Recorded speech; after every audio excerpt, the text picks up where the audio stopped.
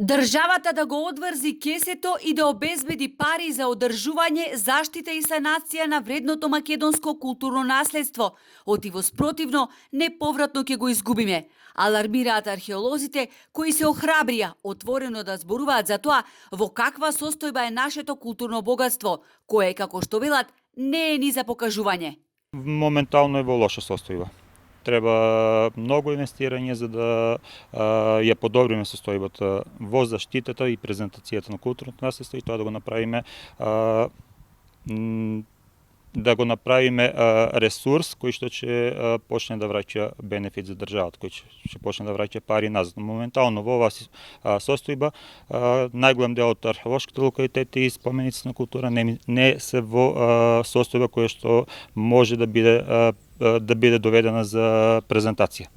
Се доделуваат финансиски средства по 100, 200, 300 илјади денари, што тоа е едно минорно финансирање, кое што јас во свое време би го одбивал и го одбивав.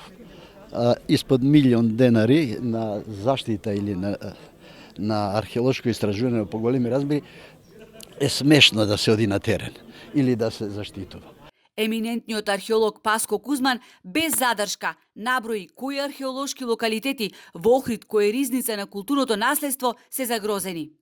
Одма ќе кажам за Самуиловата тврдина, па и за Плаочник, како најзначајни локалитети досега што ги имаме реставрирано, конзервирано и презентирано, бидејќи не се води доволна грижа за нивното одржување, што значи ако појдете сега на Самуиловата тврдина ќе видите зарастени дрвја и вегетација под зидовите кои што го уништуваат зидовите. Вегетацијата тоа го прави.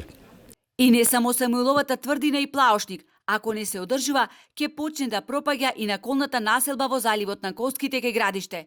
Државата треба да посвети големо внимание на овие локалитети, од кои печели убави пари, и наместо да ги вложува во нивното одржување преку Министерството за култура, тие пари ги распоредува за локалитети низ цела држава.